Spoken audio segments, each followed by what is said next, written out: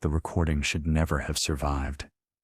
On February 18, 1973, at precisely 3:47 a.m. Eastern Standard Time, NASA's Mission Control in Houston experienced what they would later classify as a catastrophic communication anomaly. For 12 minutes and 37 seconds, every single recording device in the facility captured something that officially never happened.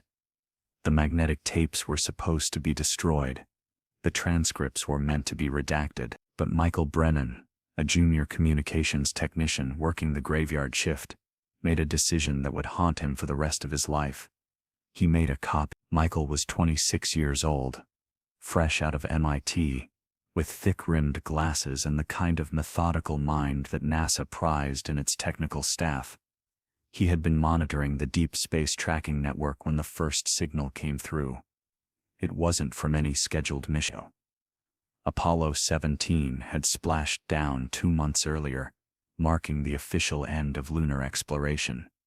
Skylab wouldn't launch for another 3 months. The frequency was wrong too, oscillating between bands, and a pattern that violated every known protocol. But what made Michael's blood run cold wasn't the signal itself. It was the voice that emerged from the static, clear as mountain water, speaking in measured tones that every person in that room recognized instantly. It was Commander Eugene Hartley, and Eugene Hartley had been dead for 6 years. The voice came through the speakers with crystalline clarity, each word carefully pronounced as if the speaker was aware of the impossibility of what was happening. "Houston, this is Odyssey 7. Do you copy? We have completed the transit. The structure is visible." "My God, Houston. It's exactly as they described. The panels are rotating. There's something moving inside." The room erupted into chaos. Technicians scrambled to verify the signal source while supervisors demanded explanations that no one could provide. The frequency analyzer showed the transmission originating from a point beyond lunar orbit, in a region of space where no human craft had ever ventured. Michael's hands shook as he initiated a trace protocol, his fingers dancing across the keyboard with practiced precision. Eugene Hartley had died on January 27, 1967 in the Apollo 1 fire alongside Virgil Grissom and Roger Chaffee. The accident had been exhaustively investigated, the cabin footage reviewed frame by frame, the audio recordings analyzed until every last second of those terrible moments had been documented. There was no possibility of error. Hartley was gone, yet here was his voice, traveling across the void, speaking of things that made no sense. Odyssey 7 was not a designated mission name. There had never been a craft by that designation in any NASA documentation, classified or otherwise. The transmission continued, and with each word, the atmosphere in mission control grew heavier. "The beings are aware of our presence. They're not hostile. But Houston, they're ancient. The technology here predates anything we could have imagined. Surface scans indicate the structure is approximately 400,000 years old. Repeat, 400,000 years. They're showing us something. A map. Coordinates. Earth is marked. They've been watching us." The senior flight director, James Morrison, a veteran of Mercury, Gemini, and Apollo missions, stood frozen at his station. His face had turned the color of ash, and when he finally spoke, his voice barely rose above a whisper. "Lock down everything. No one leaves this room." Michael knew what would happen next. He had seen classified materials disappear before, usually foreign telemetry or sensitive military applications, but this was different.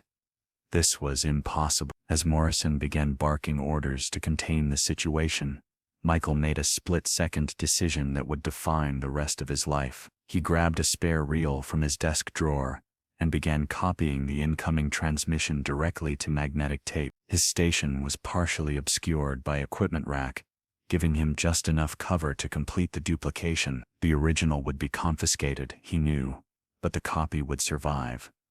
The voice of Eugene Hartley continued its impossible narrative. "We're inside the structure now. The atmosphere is breathable, maintained by some kind of field generation we don't understand. The walls are covered in symbols, mathematical sequences that follow patterns similar to our golden ratio, but extended into dimensions we can't visualize. There's a central chamber ahead. Wait. Something's happening. The air is changing.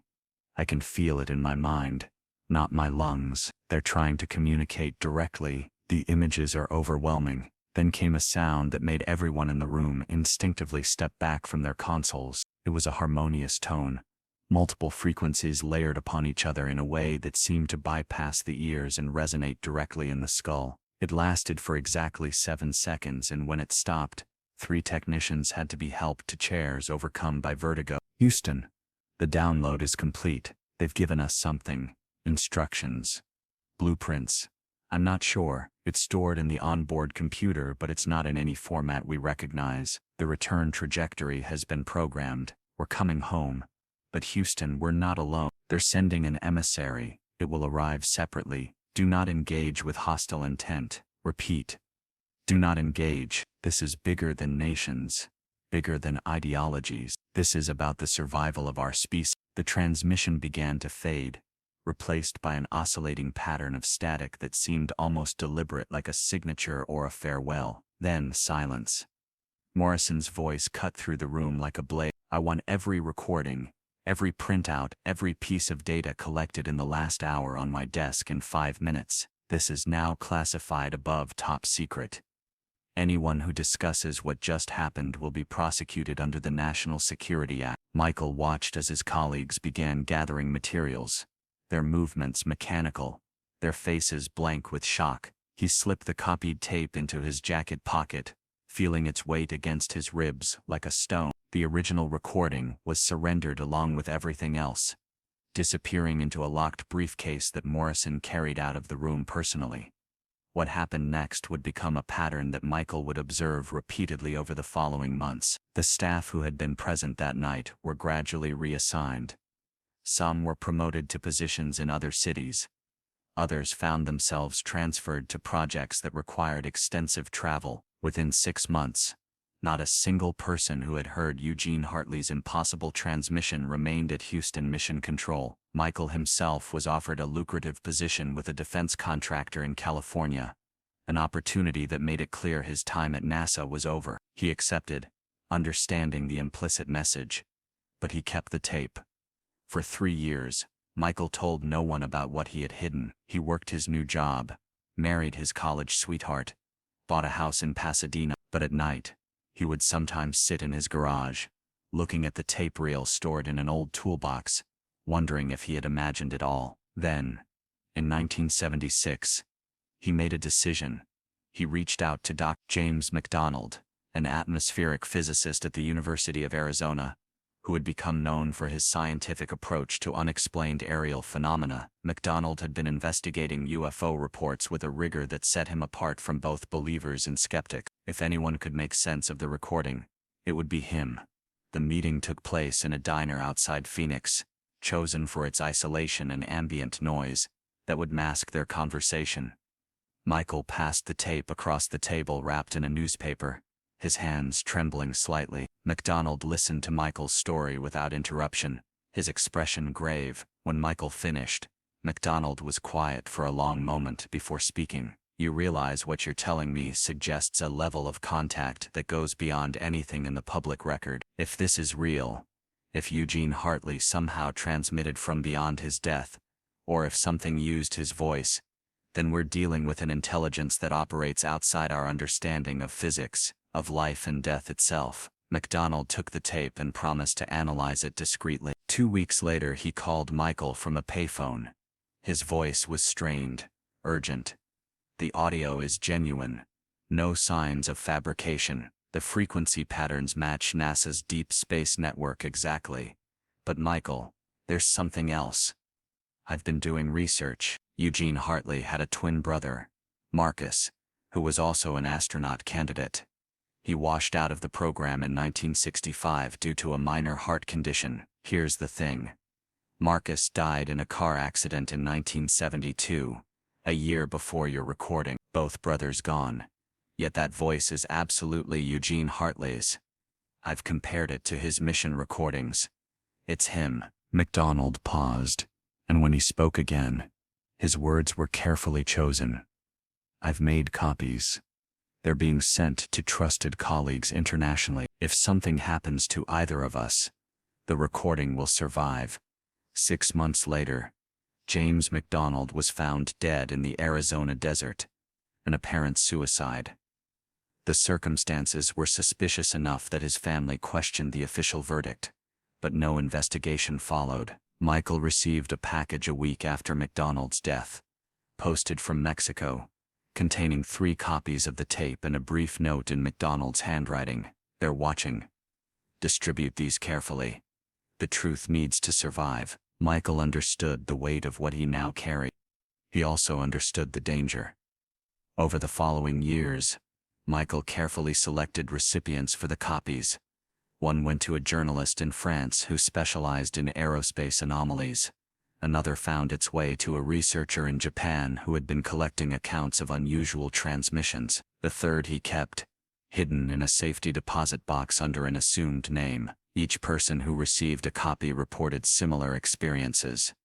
Strange phone calls, unmarked vehicles parked outside their homes, the sensation of being watched. But the tapes survived, duplicated and hidden, waiting for a time when they could be revealed. In 1994, Michael, now in his late 40s and dying of cancer, made one final decision. He contacted Dr. Irina Volkova, a former Soviet space program engineer, who had defected to the United States and was known for her willingness to discuss the unexplained events both superpowers had encountered during the space race. Their meeting was brief.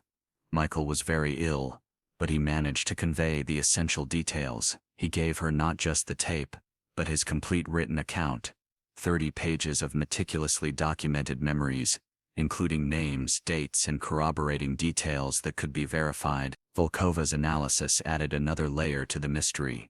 She revealed that the Soviet space program had detected similar transmissions on 7 separate occasions between 1971 and 1975, all claiming to be from cosmonauts who had died in training accidents or classified missions. The voices spoke of the same structure, the same ancient beings, the same warning about an emissary. The Soviets had been so disturbed by these transmissions that they had created an entire department dedicated to monitoring what they called ghost signals. But like NASA, they had suppressed all public knowledge of these events. The recordings began to surface on the early internet in the late 1990s, posted on obscure forums and mailing lists dedicated to space anomalies. Each time they appeared, they would be quickly removed, the accounts that posted them deleted. But the digital age had made total suppression impossible. The files were shared peer-to-peer, stored on private servers, transcribed and retransmitted. Gradually, a community formed around these impossible recordings. Researchers who called themselves the Houston Group, dedicated to uncovering the truth about what NASA had hidden. Then, in 2003, something extraordinary happened. A retired NASA engineer named Patricia Hayes came forward with corroboration. She had worked in the telemetry department and remembered the night of February 18, 1973. She had been in an adjacent building when the lockdown occurred, but she had seen the aftermath. More importantly, she had kept something. A printout of orbital tracking data from that night, showing an object in an impossible position, beyond lunar orbit, exactly where the transmission had claimed to originate. The object had appeared for exactly 12 minutes and 37 seconds before vanishing from all tracking systems. This should have been front-page news, but Patricia Hayes never got the chance to go fully public. 3 days after her initial contact with a documentary filmmaker, she suffered a massive stroke. She survived, but with significant brain damage that left her unable to communicate coherently. The printout she had promised to share was never found. Her house had been professionally cleaned while she was in the hospital. Her personal computers wiped clean. The documentary filmmaker, Marcus Webb, received a visit from federal agents who explained that Miss Hayes had been confused, suffering from early-stage dementia, and that any claims she had made were the product of a deteriorating mind. But Webb had recorded their initial conversation, and in it Hayes had said something that chilled everyone who heard it. The emissary they mentioned, it arrived. It's been here since 1974. living among us, learning, preparing. I saw the files before they were destroyed. The entity took human form, multiple forms actually. It could be anyone, anywhere. The only way to identify it was through certain electromagnetic anomalies it created, disruptions in electronic devices, patterns in the static. NASA developed detection equipment. But then the project was shut down. Someone very high up decided we weren't ready to know. The recording of Eugene Hartley's impossible transmission remains one of the most analyzed pieces of audio in the underground UFO research community. Voice print analysis confirms it matches Hartley's speech patterns perfectly. The background noise contains telemetry data that corresponds to real NASA communication protocols. The harmonic tone that caused such distress has been studied by audio engineers who confirm it contains mathematical relationships that weren't discovered by human scientists until years after the recording was made. Every technical detail that can be verified checks out, yet the content remains impossible. A dead man speaking from beyond the grave about contact with an ancient intelligence. Michael Brennan died in 1994, taking many secrets with him. But his decision to copy that tape created a crack in the wall of secrecy that has never been fully sealed. Others who were there that night have occasionally surfaced, always briefly, always anonymously, confirming details, adding pieces to the puzzle. They speak of other transmissions, other impossible voices, a pattern of contact that extends throughout the space program's history. They speak of photographs that show structures on the lunar far side that shouldn't exist. They speak of astronauts who returned changed, carrying knowledge they were forbidden to share. The official record states that Gemini 7 spent 14 days in orbit, beginning December 4, 1965, conducting medical experiments and rendezvous procedures with Gemini 6A. What the official record omits is what happened during hour 107 of the mission, when command pilot Frank Borman and pilot Jim Lovell encountered something that would fundamentally alter their understanding of humanity's place in the cosmos. The transmission was never meant to be preserved, but Susan Kellerman, working the night shift at the Honeysuckle Creek tracking station in Australia, had accidentally left a backup recorder running on an auxiliary channel. That recording would eventually find its way into the same underground network that preserved Michael Brennan's impossible tape, becoming another piece of evidence that contact had been made and hidden. Susan had been monitoring routine telemetry when she noticed an anomaly in the signal pattern. The capsule's transmission had shifted to an encrypted channel that wasn't supposed to exist in the Gemini communication array. She attempted to notify Houston but found the landline dead, the backup radio unresponsive. For 43 minutes, Honeysuckle Creek was effectively isolated from the global tracking network.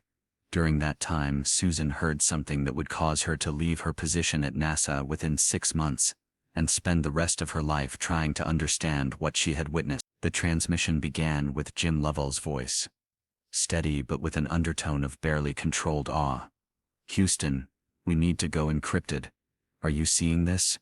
There's something pacing us. Starboard side, approximately 50 meters. It's matching our velocity exactly." Frank's taking photographs, but I don't think the camera can capture what we're actually seeing. It's translucent, almost crystalline, the size of a school bus but changing shape constantly, like it's breathing or thinking. There was a pause. Then Borman's voice came through, lower, more measured. "Houston, the object is responding to our movements. When I fire the attitude thrusters, it mirrors the action precisely. This is not debris. This is not a reflection. This is intelligent behavior." The Houston response that came through was not from the standard Capcom. The voice was older, authoritative, and Susan would later identify it as belonging to a senior military liaison, whose name never appeared in public mission records. "Gemini 7. This is Control Alpha. Continue observation but do not attempt communication. Repeat, do not attempt communication. We're switching to Protocol 7. Susan had never heard of Control Alpha, or Protocol 7, in all her training and briefings. These terms had never been mentioned. She continued recording, her hands trembling as she adjusted the equipment to capture every word. Lovell's voice returned, now carrying a note of urgency. Control Alpha. It's too late for that. The object is transmitting, not radio, something else. We're both hearing it directly, inside our heads. Mathematical sequences, images, star charts. Frank's writing it down. But his nose is bleeding. Mine too. It's not painful, just overwhelming. The amount of information is staggering. The sound of labored breathing filled the transmission. Then Borman spoke again. They're showing us Earth, but from a perspective of time, not space. We're seeing our planet's history compressed into moments. The formation of the continents, the rise and fall of ice ages, civilizations appearing and disappearing. They're showing us 5 previous iterations of human development. 5 times our species reached a technological threshold and failed. We're the 6th attempt. Control Alpha responded immediately. Gemini 7. Implement cognitive firewall procedure. Focus on mission parameters only. Do not engage with the transmitted information. But Lovell's next words suggested it was already too late. They know about the lunar missions. They know about Apollo. They're showing us what we'll find on the far side. There's a beacon there, ancient, waiting to be activated. They put it there during the 2nd iteration. Over 200,000 years ago. It's a test. If we can reach it, activate it, we pass. If we can't, or if we use it for warfare, we fail like the others. Susan watched her instruments register impossible readings. The capsule's external temperature sensors showed variations that shouldn't exist in the vacuum of space. Electromagnetic fields fluctuated in patterns that resembled neural activity. Most disturbing of all, the capsule's atomic clock showed a discrepancy of 4 minutes and 12 seconds. As if Gemini 7 had briefly existed outside normal space-time. She documented everything, making copies of the printouts, knowing instinctively that this data would be confiscated if discovered. The transmission continued with Borman's voice, now strained with effort. The entity is showing us something else. Other worlds, other species that have made contact. We're part of a network, a vast community of consciousness spanning the galaxy, but we're quarantined, isolated until we prove we can overcome our self-destructive tendencies. The beacon is our invitation to join, but only if we approach it with peaceful intent. They're very clear about this. Any attempt to weaponize what we find will result in immediate intervention. Control Alpha's response was swift and decisive. Gemini 7. Initiate emergency protocol. Prepare for immediate re-entry. Mission parameters are now classified ultra-black. Acknowledge. There was a long pause before Lovell responded. Control Alpha. The entity is departing. It's moving away at tremendous speed. We have visual on multiple objects now. At least 12. Forming a formation around the first. They're accelerating beyond anything we can track. And Control Alpha. They left something. There's an object floating where the entity was positioned. It's small, metallic, cylindrical. Request permission to retrieve. Negative. Gemini 7. Do not approach the object. Maintain current orbit until retrieval team arrives. Estimated time to intercept, 14 hours. Susan realized what this meant. There was a retrieval capability in orbit that the public knew nothing about. A secret program operating parallel to the acknowledged space missions. She continued recording as the astronauts described the object in detail. A cylinder, approximately 30 centimeters long, 10 centimeters in diameter, covered in symbols that seemed to shift and change when viewed directly. Over the next several hours, Susan listened as Borman and Lovell were systematically debriefed by multiple voices, some she recognized from mission control, others that were entirely unfamiliar. The astronauts were made to repeat their experience multiple times, each detail scrutinized and documented. They were given medical instructions, told to take specific medications from a sealed compartment in the capsule that wasn't supposed to exist according to the mission manifest. They were coached on what to say when they returned to regular communication with the public mission control. The most chilling part of the transmission came near the end when an unnamed voice, cold and clinical, explained the situation. Gentlemen, what you've experienced falls under the Prometheus Protocol. You've been exposed to information that could fundamentally destabilize human society if released prematurely.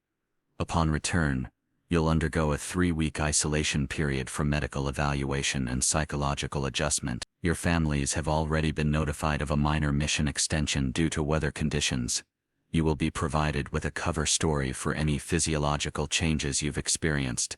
The knowledge you've gained will be compartmentalized through a process we've developed from previous incidents.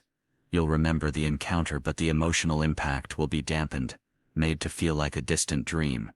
This is for your protection as well as national security. Lovell's response was immediate and fierce. You can't just erase this. People have a right to know. We've made contact with an advanced intelligence that's been monitoring our development. They've given us a roadmap to join a galactic community. This changes everything about who we are, where we're going as a species. But Control Alpha was unmoved. The decision has already been made at the highest levels. The world isn't ready. Perhaps in another generation. Perhaps 2. For now, this knowledge remains restricted to those with cosmic clearance.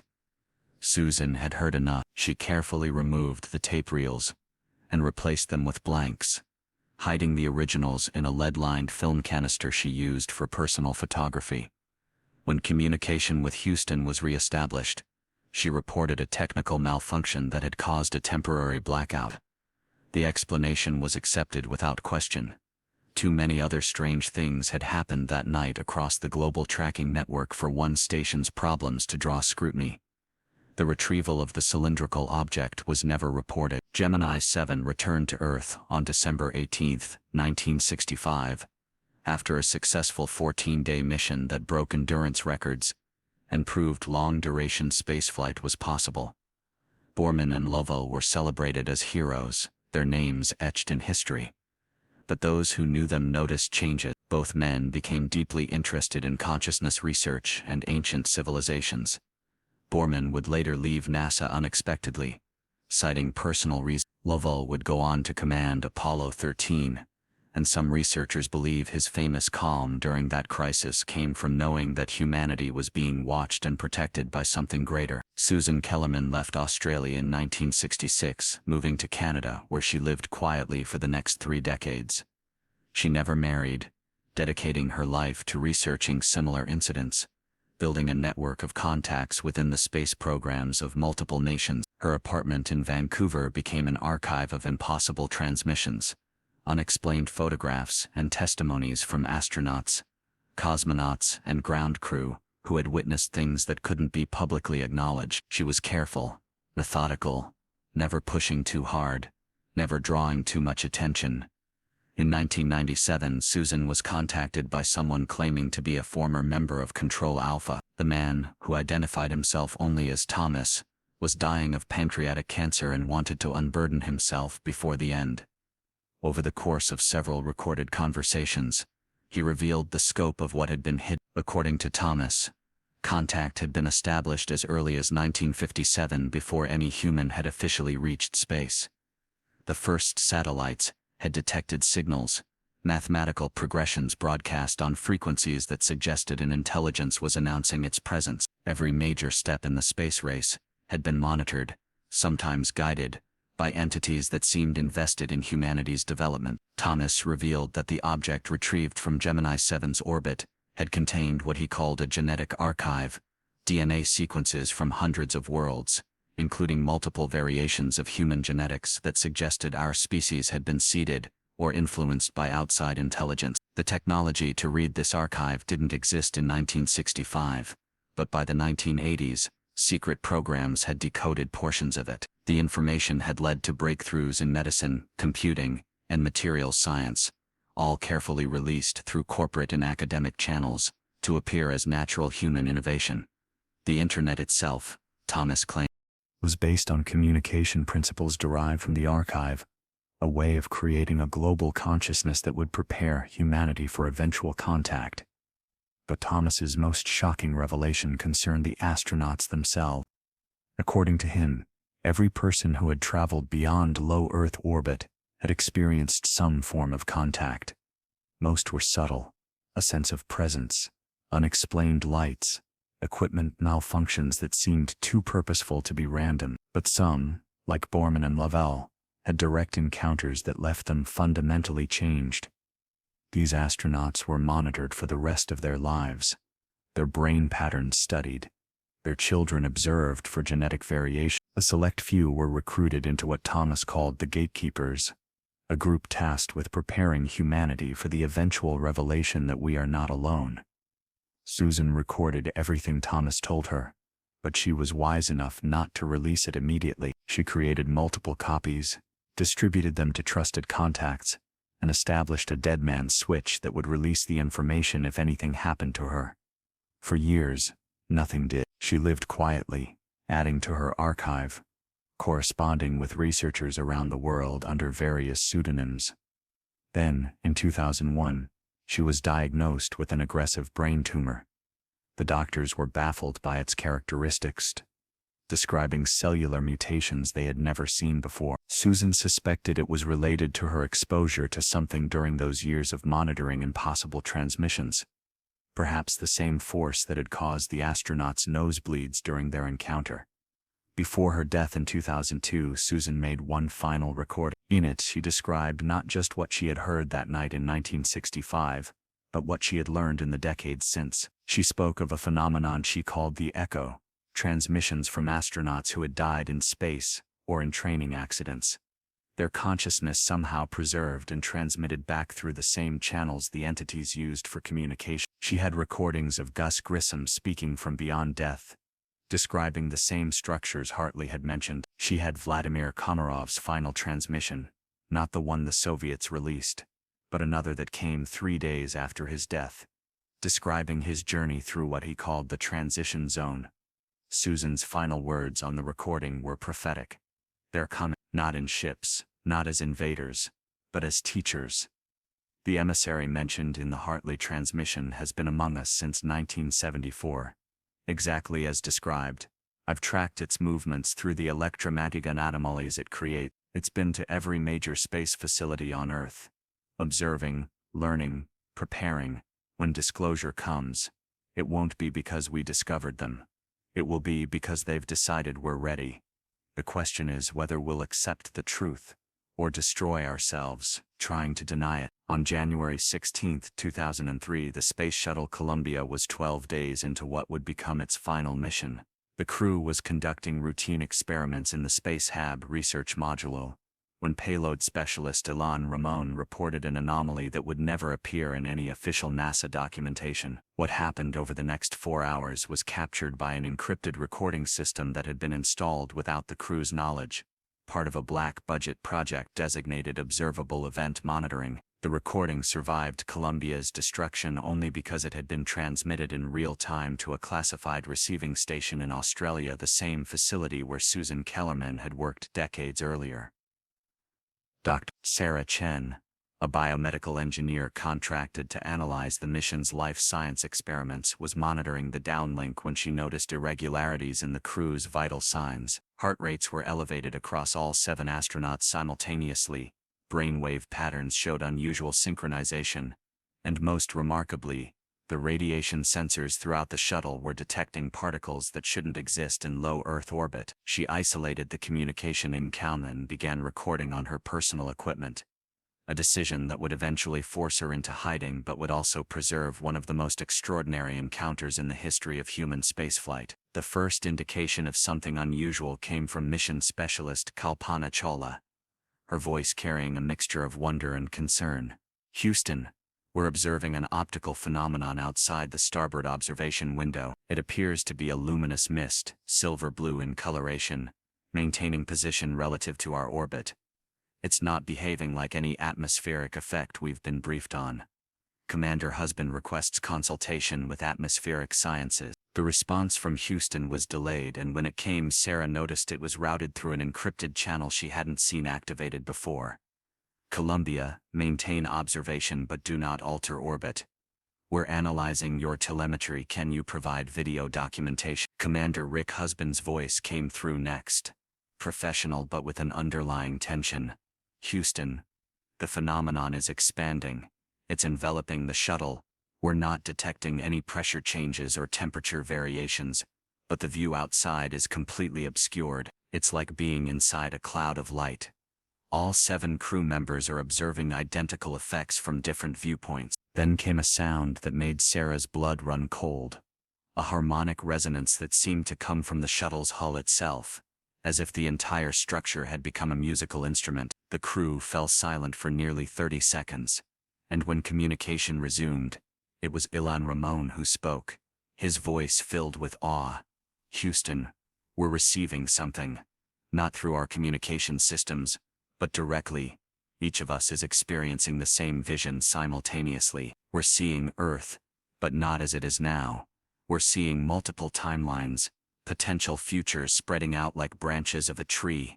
In some, humanity thrives and reaches the stars. In others, the planet is barren, lifeless. The vision is showing us pivot points, moments where small decisions lead to vastly different outcomes. One of those pivot points is happening now. Connected to this mission, Sarah watched her monitors as the crew's brain patterns synchronized even further, reaching levels of coherence typically only seen in advanced meditation practitioners who had trained together for years. Mission specialist David Brown, a naval flight surgeon and astronaut, provided medical commentary with remarkable composure. "Houston, I'm monitoring our vital signs. We're all experiencing elevated production of dimethyltryptamine, the same compound naturally released during near-death experiences. But we're all fully conscious and alert. Whatever this phenomenon is, it's triggering a massive neurochemical response. We're documenting everything, but I'm not sure our instruments can capture what we're actually experiencing." The harmonic sound intensified, and then payload specialist Michael Anderson spoke, his words measured and precise. "Houston, the entity, for lack of a better word, is communicating through mathematical concepts. It's showing us equations that describe consciousness as a fundamental force, like gravity or electromagnetism. According to what we're being shown, awareness isn't produced by the brain but is channeled through it.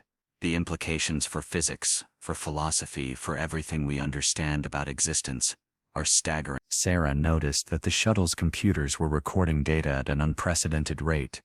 Terabytes of information flooding the storage systems, much of it in formats that didn't correspond to any known protocol. Laurel Clark, another mission specialist, added her observations with the precision of the naval flight surgeon she was. "The presence is showing us something about Columbia herself. There's damage to the leading edge of the left wing. Thermal protection system breach from the launch debris strike. We knew about the foam impact, but the entity is showing us the molecular level damage. It's catastrophic. Houston, according to what we're seeing, we won't survive re-entry." The words hung in the air like a death sentence, but there was no panic in her voice, only a strange calm. Houston's response was immediate and forceful. "Columbia, negative on that assessment. Our analysis shows the debris strike was minor, within acceptable parameters. Continue with scheduled experiments, and prepare for nominal re-entry on February 1st. But Rick Husband's reply suggested the crew had moved beyond concern for protocols. "Houston, the entity is offering us a choice. We can return as scheduled and face the outcome it has shown us, or we can accept translation.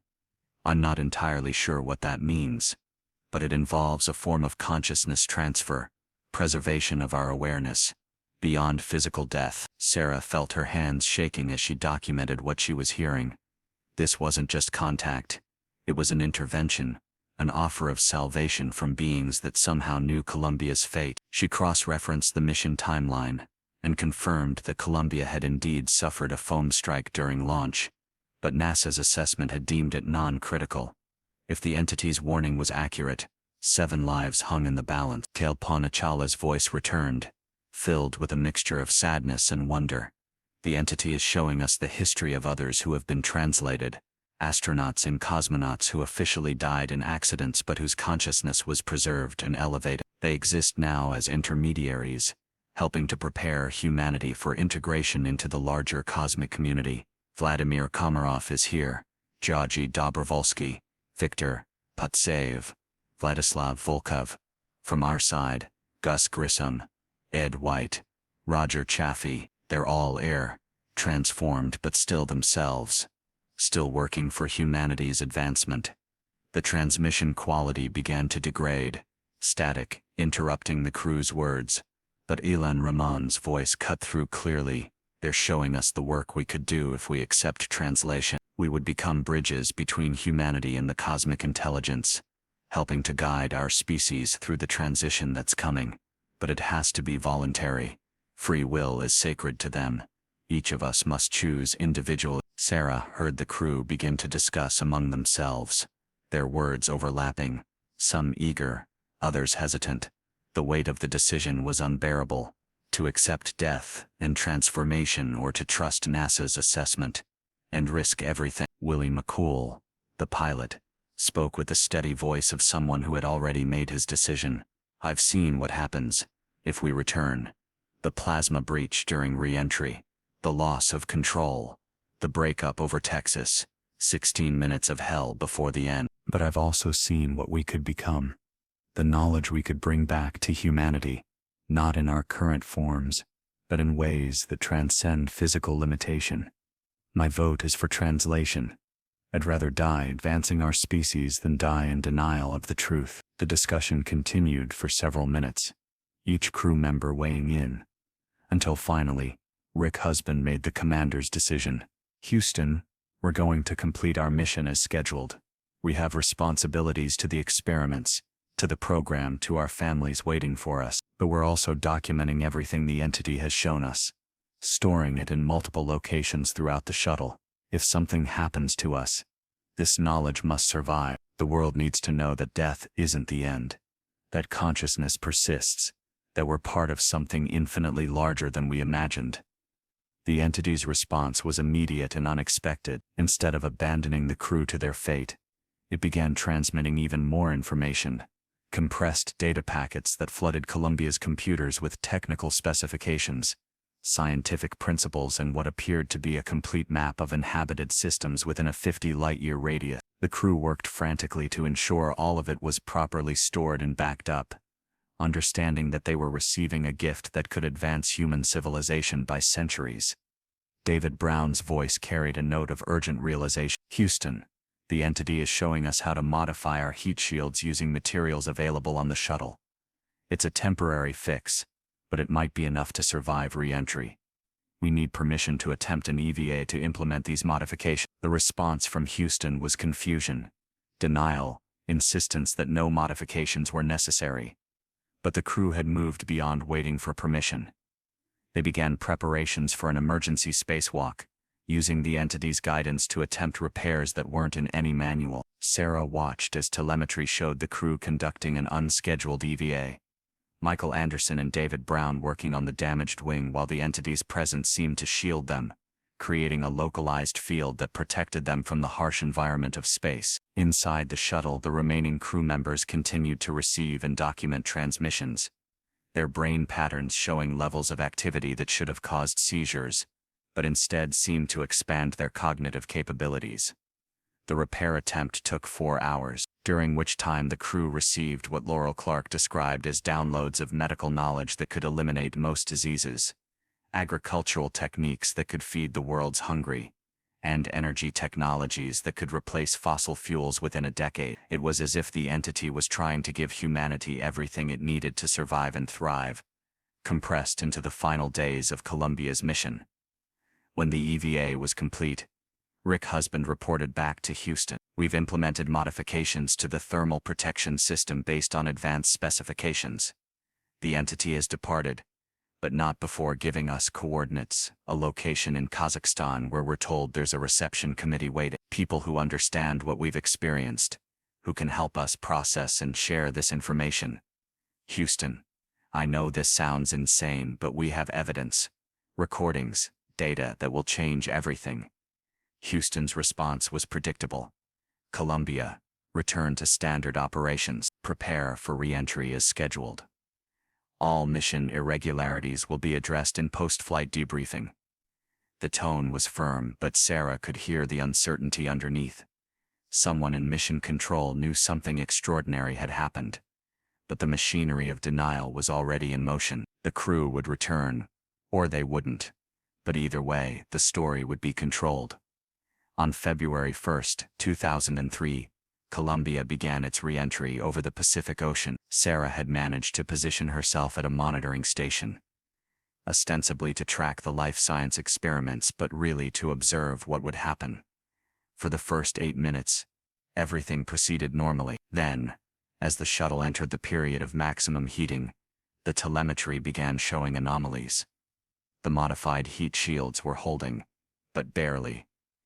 The crew was experiencing forces beyond what they had trained for, but they were surviving.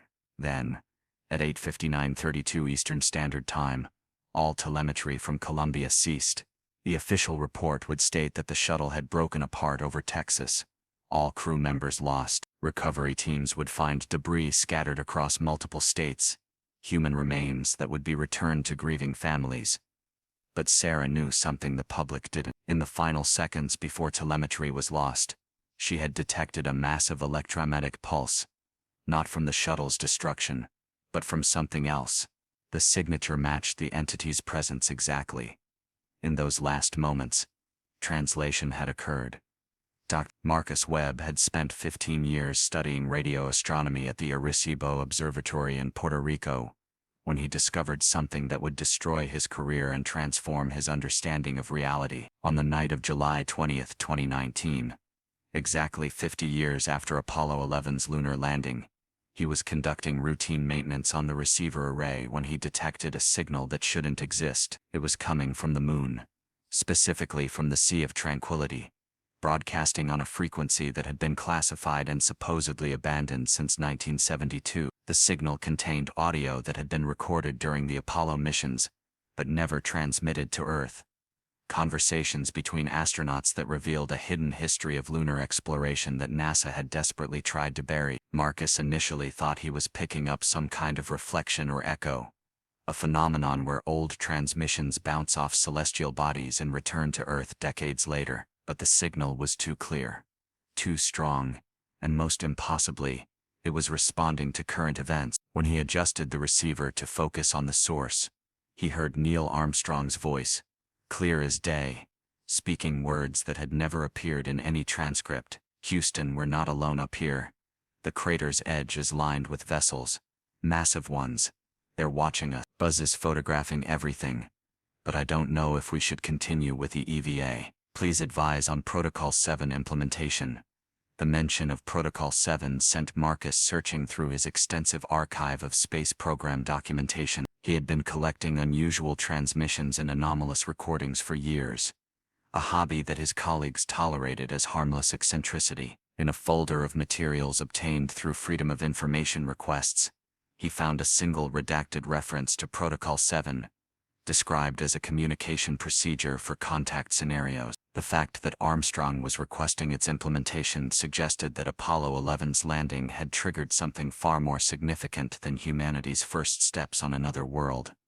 Marcus began recording everything, routing the signal through multiple backup systems to ensure preservation. What he heard over the next several hours would constitute the most complete record of suppressed lunar activities ever assembled. The transmissions jumped between missions, not chronologically but thematically, as if someone or something was editing together a narrative from across the entire Apollo program. He heard Eugene Cernan from Apollo 17 describing structures in Taurus Littoral that resembled architectural ruins. He heard Alan Bean from Apollo 12 reporting that the Surveyor 3 probe they were sent to retrieve showed signs of being examined and modified by unknown parties.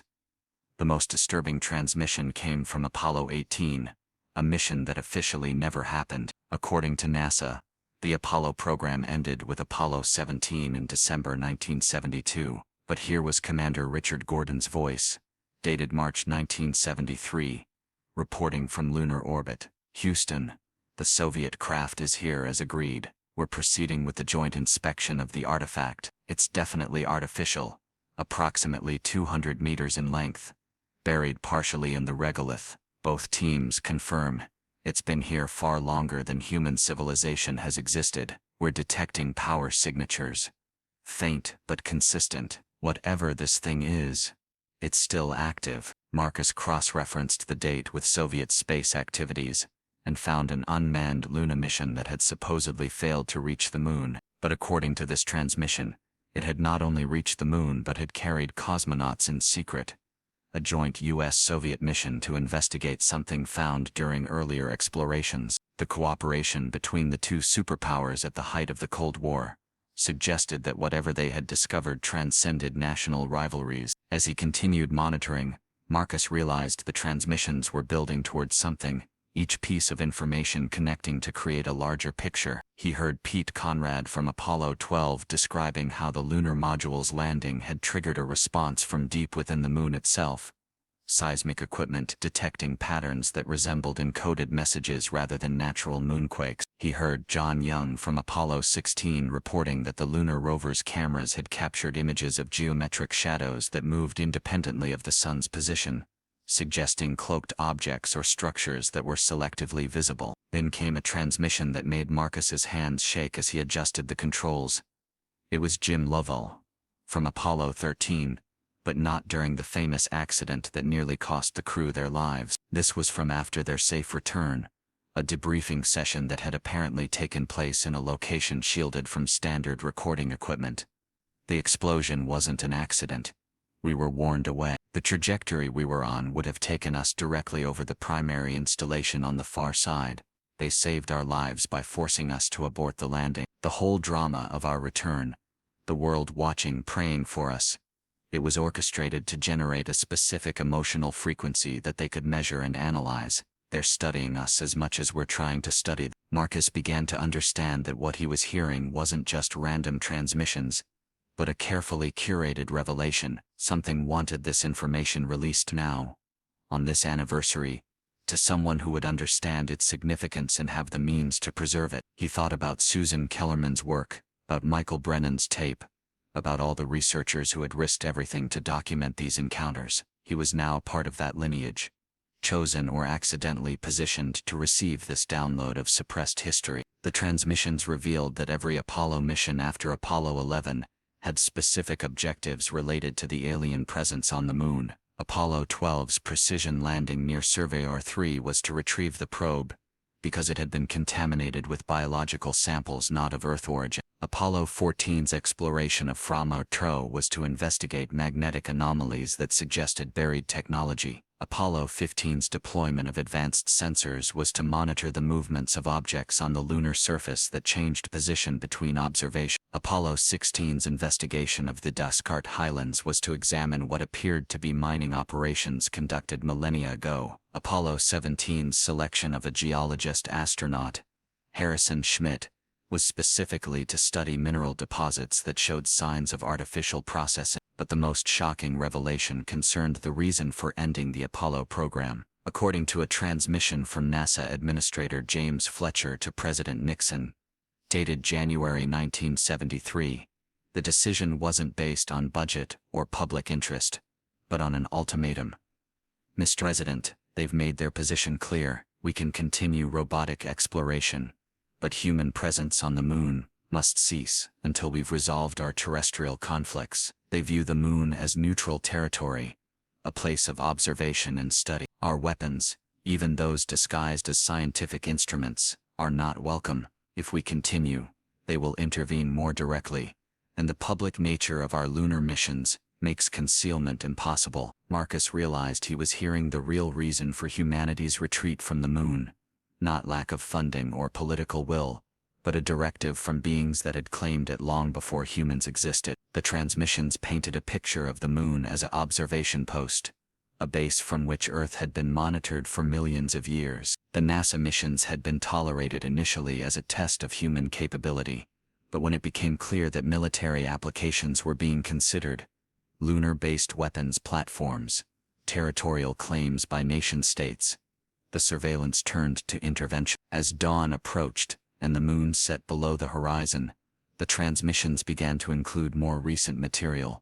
Marcus heard conversations from the International Space Station, astronauts describing encounters with objects that matched no known spacecraft. He heard Chinese taikonauts reporting structures on the lunar far side photographed by the China missions, but never released to the public. He heard private space company communications discussing anomalies their satellites had detected that suggested active operations on the moon conducted by unknown parties. The final transmission was different from the others. It wasn't a historical recording but a direct message, speaking in a synthesized voice that somehow combined elements from all the astronauts he had been listening to. Dr. Webb, this information is now in your custody. The 50-year embargo has ended. Humanity stands at a crossroads, with private companies preparing to return to the moon, with multiple nations planning lunar bases, with weapons being designed for space warfare. The mistakes of the past must not be repeated. This historical record is being released to prevent a catastrophic misunderstanding. The moon is not empty. It never has been. Those who approach with peaceful intent will be welcomed. Those who come with weapons will be turned away. Share this knowledge carefully, but completely. The time for secrets has passed. Marcus saved everything to multiple drives, uploaded encrypted copies to secure cloud servers, and created physical backups on various media.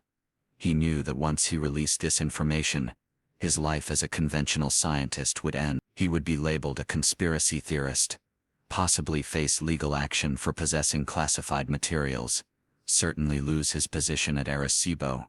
But he also understood that he had been chosen, whether by chance or design, to be the conduit for this revelation.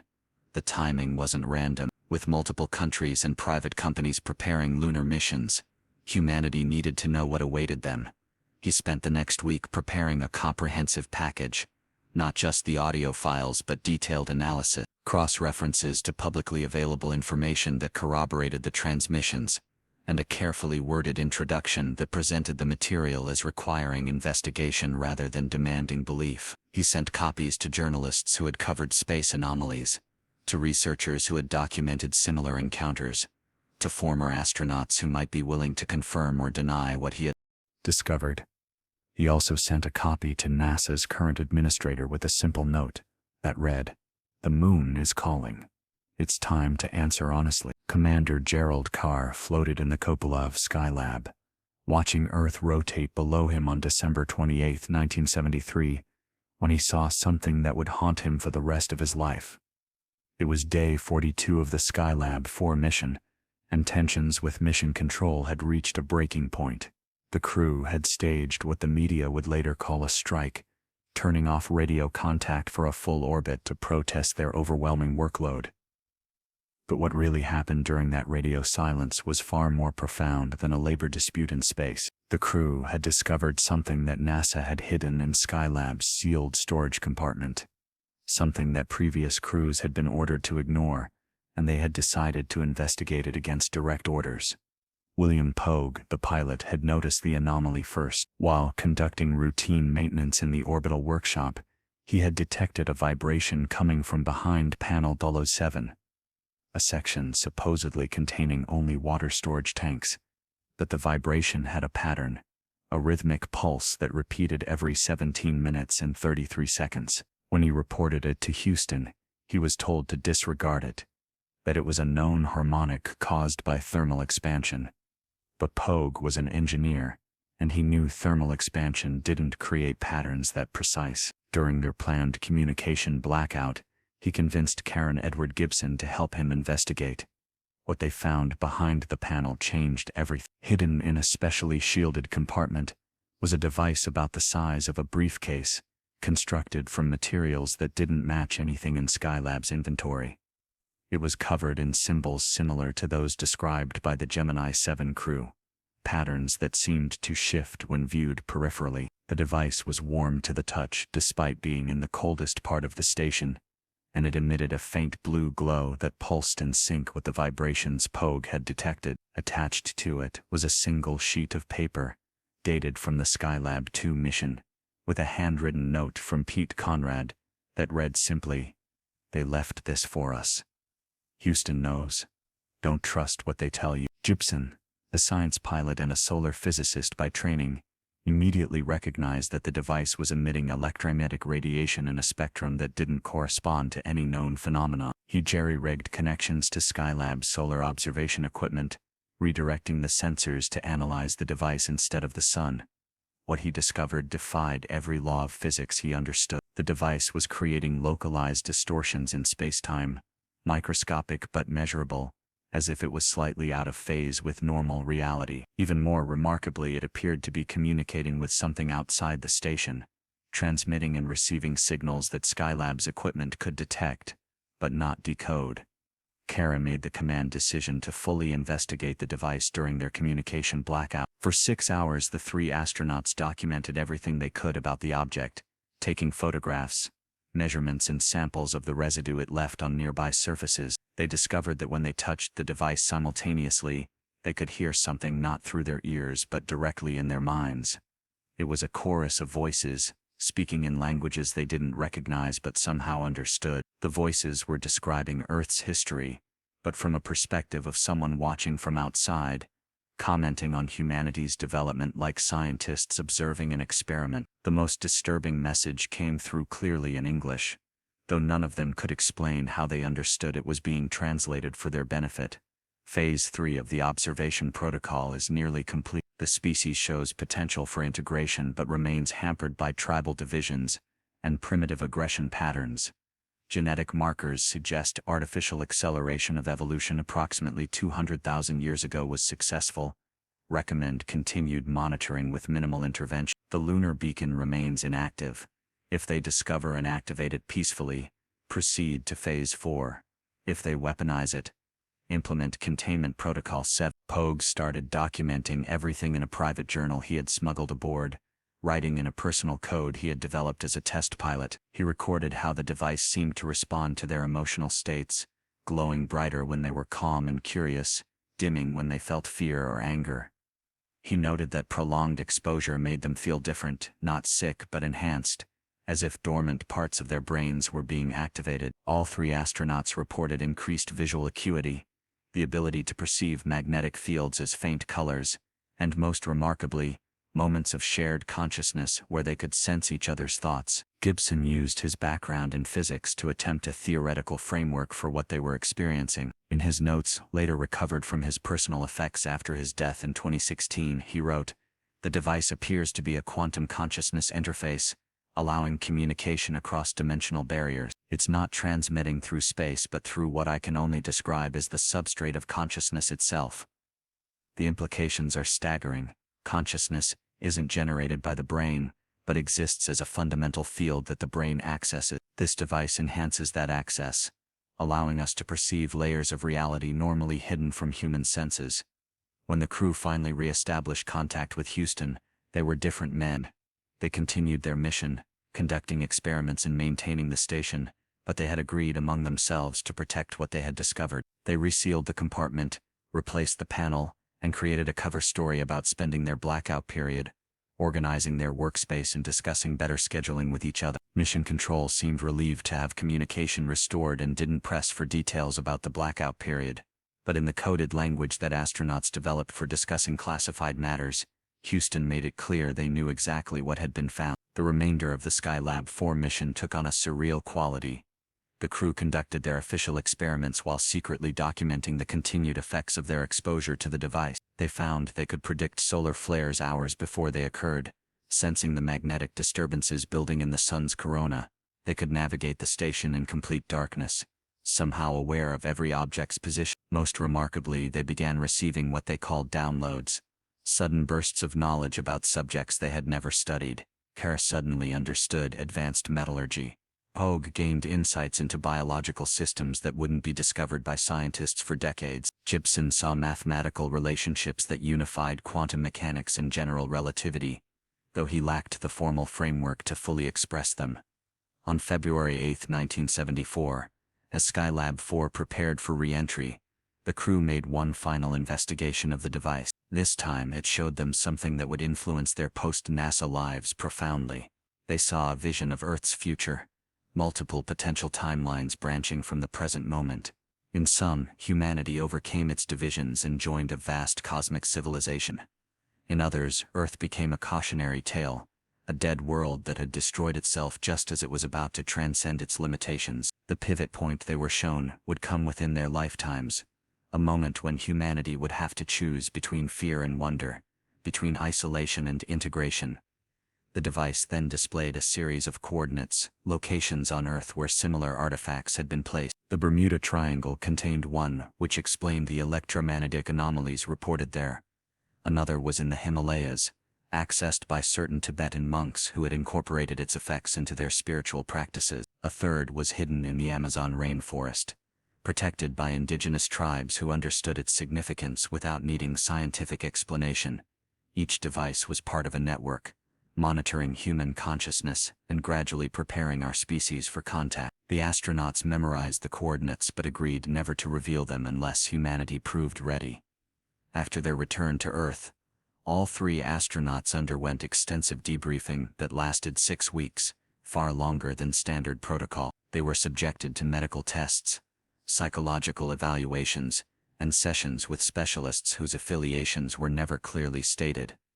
The official report of their mission made no mention of the device or their experiences during the communication blackout, but classified documents, portions of which were leaked in 2018, revealed that NASA created an entire department dedicated to studying what was designated the Skylab anomaly. This department, hidden within the official structure as the Advanced Propulsion Physics Laboratory, spent the next 4 decades trying to understand and replicate the device's properties.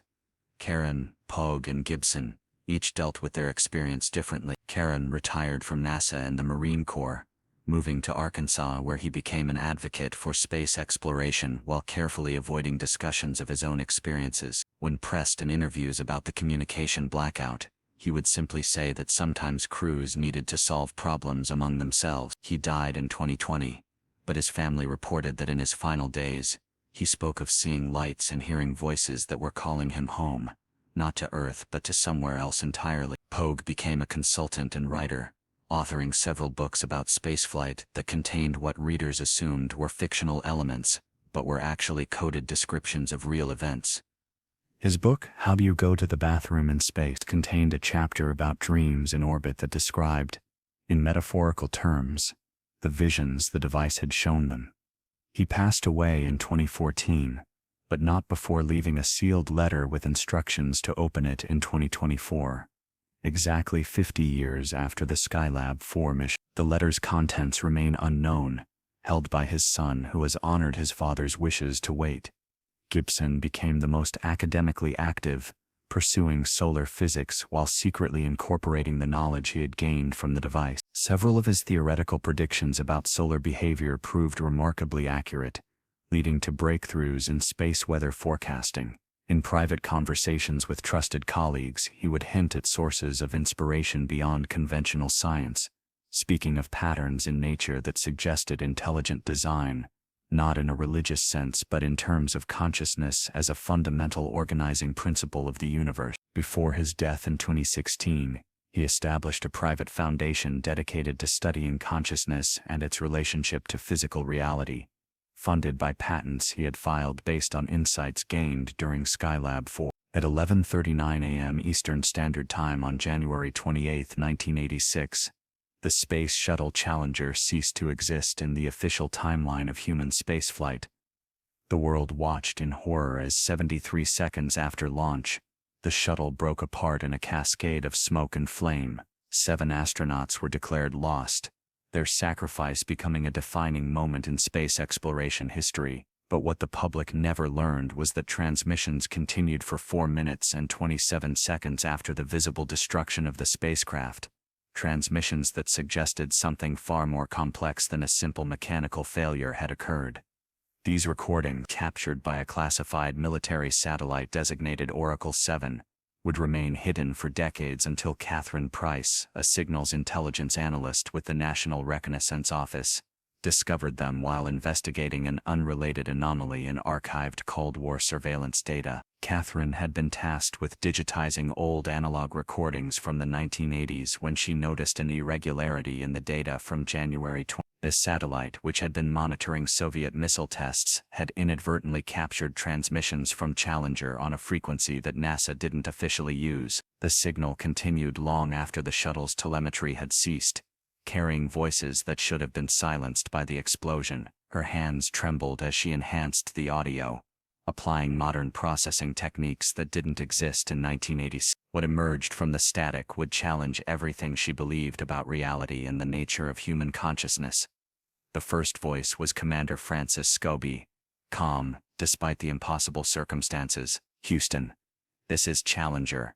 We are somewhere. The explosion happened. We saw it, felt it, but we're intact. The shuttle isn't here, but we are. All 7 souls accounted for. We're in some kind of translucent sphere, floating in what looks like space but isn't. There are stars, but they're wrong, arranged in patterns that spell out mathematical equations. Ellison is analyzing them now." The mention of Ellison, Onizuka, the mission specialist, continuing to work despite their apparent destruction, sent chills through Catherine's body. She checked and rechecked the timestamp. This transmission occurred 90 seconds after the shuttle had visibly disintegrated. Michael Smith's voice came next, the pilot reporting with military precision despite the surreal situation. "The sphere we're in appears to be moving, but there's no sensation of acceleration. We can see Earth below us, but it's not the Earth from our time. The continents are different, merged into a single landmass. We're being shown the planet's history in reverse. Or maybe we're moving backwards through time. Judy and Ron are documenting everything with equipment that materialized here with us. Instruments we don't recognize but somehow know how to use." Judith Resnick's voice, clear and analytical, provided technical observation. "The atmosphere in this sphere is perfectly calibrated to our needs. 78% nitrogen, 21% oxygen. But there's something else, a component our instruments can't identify that seems to be enhancing our cognitive functions. We're all thinking clearer than ever before, understanding concepts that were beyond us minutes ago. The equations Ellison mentioned aren't just mathematical. They're describing the fundamental structure of consciousness itself, how awareness creates reality rather than emerging from it." Ronald McNair, the physicist, added his own observations, with a mixture of scientific excitement and existential awe. "We're not dead, but we're not alive in the conventional sense either. We exist in a state between states, a quantum superposition of possibility. The beings that created this sphere, and yes, there are beings here though we can't see them directly, only their effects on the local space-time.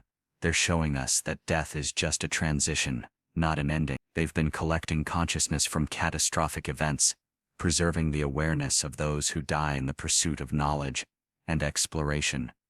Then came the voice that made Catherine stop the playback and verify the audio signature 3 times. It was Christa McAuliffe, the teacher who had captured the world's heart, speaking with a clarity and composure that seemed impossible given the circumstances. "They're showing us classrooms, not on Earth but on thousands of worlds, places where young beings learn about the universe. They want us to teach, to share human perspective with civilizations we can't even imagine. They're saying that every species that reaches for the stars loses people along the way, and those losses become the foundation for something greater. We're being offered a choice, to return to the cycle of death and rebirth on Earth, or to accept a role as educators in the cosmic community." Gregory Jarvis, the payload specialist, provided what might have been the most unsettling observation. "The explosion wasn't an accident. They're showing us the real cause. There was intervention, a choice made at levels above NASA, above government. Someone knew this flight would succeed too well, that the experiments we were carrying would detect something that humanity wasn't supposed to discover yet. The thermal protection failure was induced, but these beings intervened at the moment of our death, catching us before we could truly die. They're offering us as evidence that consciousness survives, but only to those ready to accept it." Catherine paused the recording, her mind reeling from the implications. She cross-referenced the mission manifest and found irregularities she had never noticed before. Challenger had been carrying a classified payload designated only as Oracle Companion, supposedly a communications satellite, but with specifications that didn't match any known design. The experiments that Jarvis mentioned included particle detectors that had been added to the mission at the last minute, instruments capable of detecting exotic matter that theoretical physicists had only recently proposed. Someone had suspected that this mission might encounter something extraordinary and had prepared to observe it. The transmission continued with Scobie's voice returning, now carrying a weight of cosmic responsibility. Houston, if you're receiving this, know that we're okay. Better than okay. We're being shown the true nature of reality, the interconnectedness of all consciousness, the purpose behind the universe's existence. The tragedy you're witnessing is necessary for the world to move forward, to take space exploration seriously, to unite in grief and then in purpose. But we haven't truly died. We've transformed. We're becoming something that can help humanity from a different dimension of existence. The crew began describing visions they were being shown, futures where humanity overcame its current limitations. They saw cities on Mars built not by nations but by a united Earth. They witnessed first contact occurring peacefully because humanity had learned from its mistakes. They observed human consciousness expanding beyond biological constraints, merging with artificial intelligence to create something entirely new. But they also saw darker timelines, worlds where fear triumphed over wonder, where humanity destroyed itself just as it was about to achieve greatness. The choice points were approaching rapidly, decisions that would be made in the coming decades that would determine which path humanity would take. Smith's voice carried a sudden urgency. They're showing us something specific now. There will be another attempt, another teacher in space, but it won't be for decades. When it happens, when a teacher finally makes it to orbit safely, that will be the signal that humanity is ready for the next phase. The education of Earth's children about their cosmic heritage will begin in earnest. The teacher won't know their true role, but they'll be guided, protected. Their lessons will plant seeds that will grow into a new understanding of humanity's place in the universe. Resnick added technical details that Catherine struggled to understand even with her advanced training.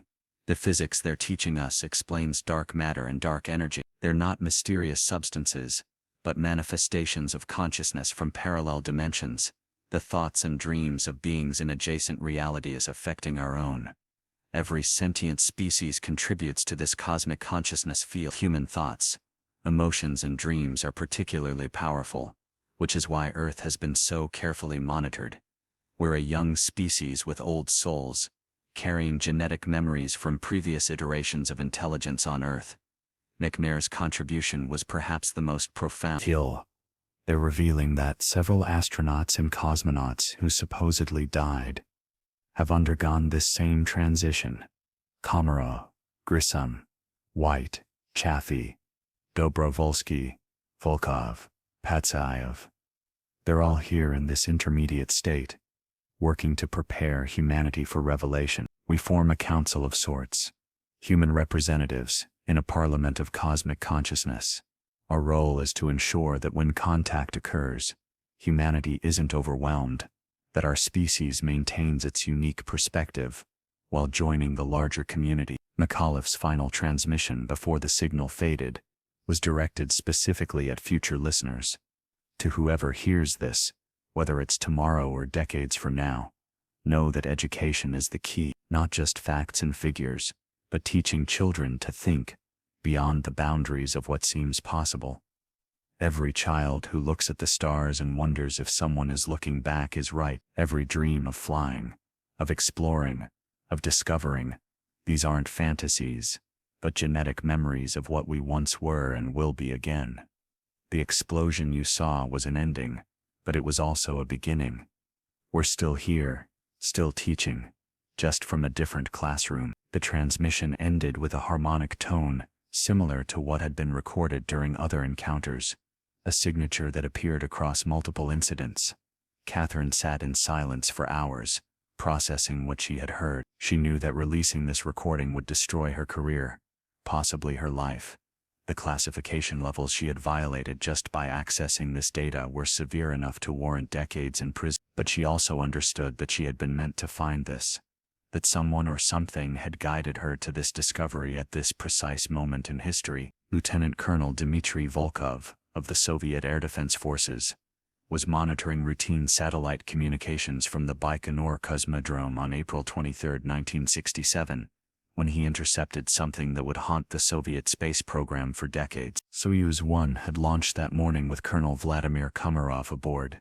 Despite numerous technical problems that had been documented but ignored due to political pressure, what Volkov heard in those transmissions, and what he secretly recorded on his personal equipment, revealed not just the tragedy of Komarov's death, but evidence of an encounter that the Soviet leadership would bury beneath layers of state secrets and deliberate misinformation. The official story was already tragic enough. Komarov's parachutes failed to deploy properly and he died on impact with the Earth, becoming the first human to die during a space mission. But Volkov's recordings told a different story about what happened in the hours before the capsule's re-entry, when Komarov reported contact with something that defied every principle of Marxist materialism that formed the foundation of Soviet ideology. The recordings were hidden for 24 years until the collapse of the Soviet Union, when Volkov, dying of radiation poisoning from years of exposure at nuclear test sites, passed them to his daughter Marina, with instructions to wait another decade before revealing them. Marina Volkov, who would later become the same scientist that Michael Brennan contacted about the Houston recordings, understood the significance of what her father had preserved. The tapes contained not just Komarov's final transmissions, but his encounter with entities that had been monitoring the Soviet space program since its inception. The conversation, conducted partly in Russian and partly in what Komarov described as direct mental communication, revealed that humanity's rush into space had attracted attention from multiple non-human intelligences, not all of them benevolent. The first anomalous transmission came at 0247 Moscow time, during Soyuz 1's 13th orbit. Komarov's voice, usually calm and professional, carried an edge of confusion. Ground control, I'm observing an object maintaining position relative to my craft, approximately 50 meters to starboard. It's spherical, metallic, about 3 meters in diameter. It's not reflecting sunlight normally. The surface seems to absorb light and re-emit it in patterns. Permission to photograph. The response from ground control was immediate and harsh. Negative. Komarov Colonel, maintain focus on mission parameters. Do not acknowledge or document unscheduled observations. But Komarov continued his reports, speaking rapidly as if he knew his time was limited. The object is moving closer. I can see symbols on its surface, similar to mathematical notation but three-dimensional, extending into the metal itself. It's scanning the capsule. I can feel it in my teeth. A resonance, like when you stand too close to high-voltage line. The cabin temperature is dropping, but my instruments show no change. Something is wrong with causality itself. Effects are preceding causes. I'm experiencing memories of things that haven't happened yet. Ground control's response revealed they were aware of what was happening. Komarov, implement protocol silence immediately. All observations are to be mentally categorized as hallucinations brought on by radiation exposure. Your family's welfare depends on your compliance. The threat was clear, but Komarov had already passed the point of caring about earthly consequences. His next words were defiant. I'm a dead man already. We all know this capsule won't survive re-entry. The parachute system is compromised. You sent me up here to die for politics. The least you can do is let me report what I'm seeing for science. The entity, for Komarov had begun calling it that, initiated communication through a method that bypassed conventional physics. Komarov described it as thoughts appearing in his mind fully formed, not in Russian or any human language, but in pure concept, that his brain translated into words. It's showing me the history of space exploration, but not our version. There have been others. Previous attempts by earlier human civilizations that reached space and were turned back. We're not the first technological species on Earth. We're the seventh. Each time humanity develops, reaches for the stars, and either destroys itself or is reset by external forces. The implications of this revelation were staggering, especially for the officially atheist Soviet state. Komarov continued, his voice growing stronger as if the proximity to death had freed him from all earthly concerns. They're showing me ruins on the moon, not from aliens, but from humans. A lunar colony established 40,000 years ago by what they call the fifth iteration. It was destroyed in a war that started on Earth and spread to space. The current powers, America and the Soviet Union, are following the same pattern. Competition instead of cooperation, weapons instead of wonder. They're trying to warn us. Ground control had stopped responding to Komarov directly, but Volkov could hear frantic conversations in the background. Senior officials being roused from sleep, emergency protocols being implemented. The Soviet leadership was aware that something extraordinary was happening, and their primary concern was containment. Komarov, isolated in his doomed capsule, continued his testimony. The entity is showing me my death, not just the impact, but what comes after. Consciousness doesn't end with the body. It transitions, transforms.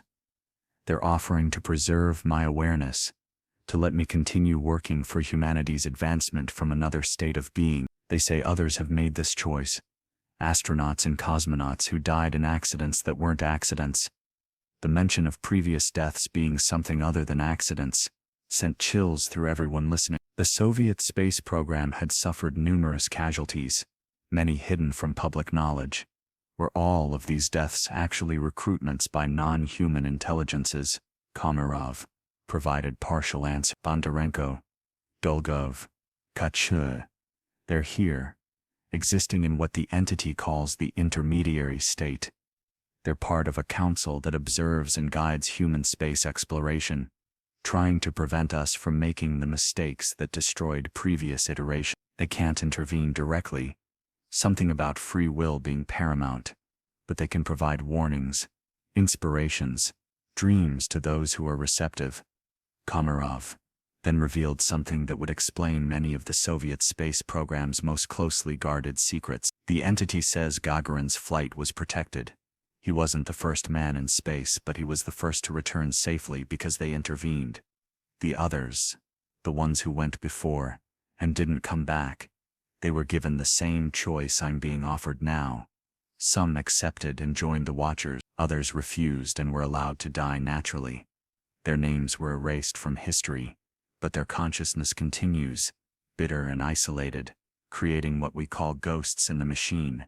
The strange signals and system failures that plague our mission. The technical details Komarov provided were beyond the understanding of most who heard them. He spoke of consciousness as a quantum field that pervades all space, of death as merely a phase transition like water becoming steam, of the universe itself being a vast neural network where every sentient being is both a neuron and a complete brain simultaneously. The entity was teaching him physics that wouldn't be theorized by human scientists for decades, showing him mathematics that described not just how the universe worked but why it existed at all. As Soyuz 1 prepared for its fatal re-entry, Komarov made a decision that would echo through the decades. I accept their offer. When this capsule burns, my body will die but my consciousness will transfer. I'll continue to serve humanity, just from a different vantage point.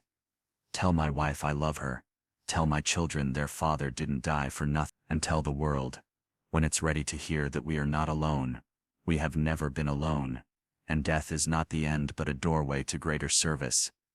The capsule's communications became increasingly distorted as re-entry began, but through the static, Volkov heard something that confirmed Komarov's transformation.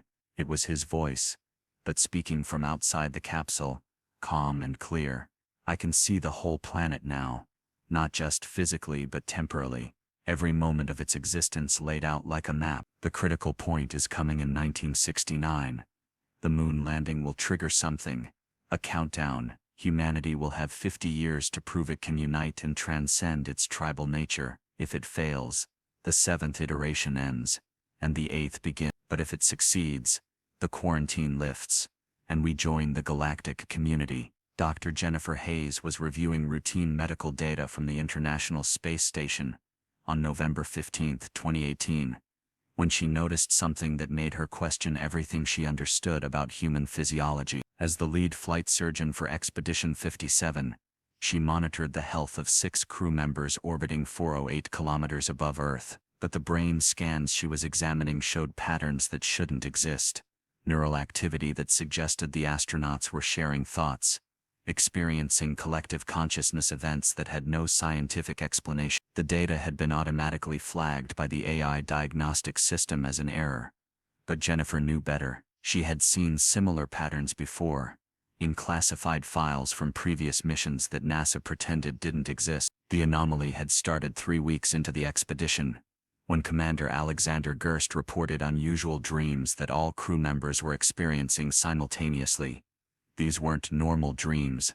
but vivid, coherent visions of Earth's future that were identical down to the smallest detail. Russian cosmonaut Sergei Prokopiev had documented the dreams in his personal journal, which Jennifer had accessed through the medical monitoring system. His entries described seeing vast cities floating in Earth's oceans, powered by fusion reactors that humanity hadn't yet invented. The crew saw humans working alongside beings that weren't quite human, hybrids perhaps, or evolved descendants of current humanity. Most disturbing, they all saw the same date repeatedly appearing in their visions. March 24. Jennifer pulled up the brain scan data from the night of November 14th and found something that defied medical explanation. All 6 crew members showed synchronized theta waves during their sleep period, their brains operating in perfect harmony despite being in separate crew quarters. The synchronization was so precise that it suggested a single consciousness was operating through 6 different brains. She had seen this phenomenon only once before, in classified data from the Mir space station in 1995, just before the Russians had abruptly terminated their mission and deorbited the station years ahead of schedule. The communication logs from the ISS provided more context. At L317 GMT, astronaut Serena Yunan Chancellor had reported to Houston that she was experiencing what she called cognitive bleed-through from the other crew members. She could sense their thoughts, feel their emotions, and most remarkably, access their memories as if they were her own. She knew things she shouldn't know, like Prokopiev's childhood memories of growing up in Sverdlovsk, or Gerst's private conversations with his wife that he had never shared with the crew. The condition wasn't distressing, she reported, but rather felt natural, as if this was how human consciousness was supposed to function when removed from Earth's electromagnetic interference.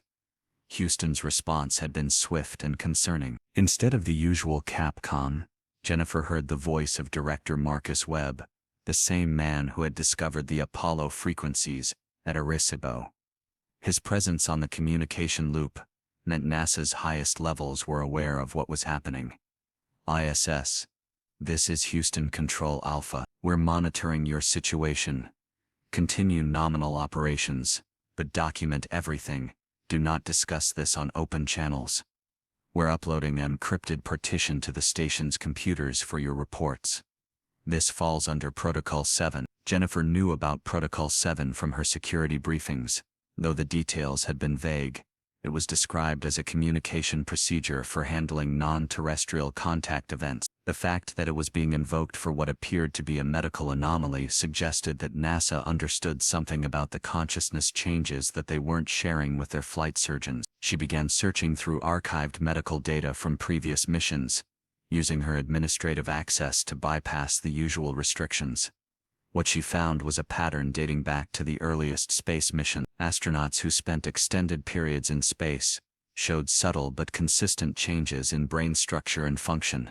The changes were always dismissed as adaptation to microgravity, but Jennifer now saw them differently. The human brain was evolving in space, developing new capabilities that were suppressed or dormant on Earth. The longer the exposure to the space environment, the more pronounced the changes became. Some astronauts developed enhanced intuition, others reported precognitive dreams, and a select few experienced what they described as cosmic consciousness, a sense of connection to all life in the universe. The ISS crew's experience was escalating beyond anything in the records. On November 16, Gerst reported that the crew had made contact with something during their collective dream state, not aliens in the traditional sense, but what he described as a distributed intelligence that existed in the quantum vacuum of space itself. This intelligence had been waiting for humanity to develop enough to perceive it, and the ISS, with its international crew representing multiple nations working in harmony, had finally created the right conditions for contact. The entity, if it could be called that,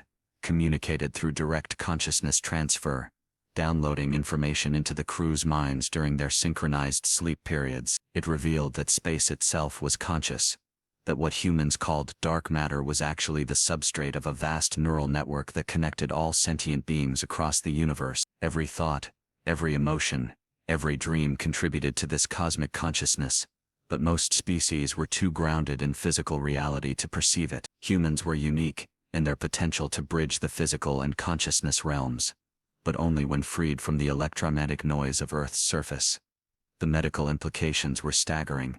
Jennifer watched as the crew's physiological readings showed improvements across all metrics. Their immune systems became more efficient, their cellular repair mechanisms accelerated, and most remarkably their telomeres, the protective caps on chromosomes that shorten with age, were actually lengthening. The crew was not just maintaining their health in space, they were becoming biologically younger.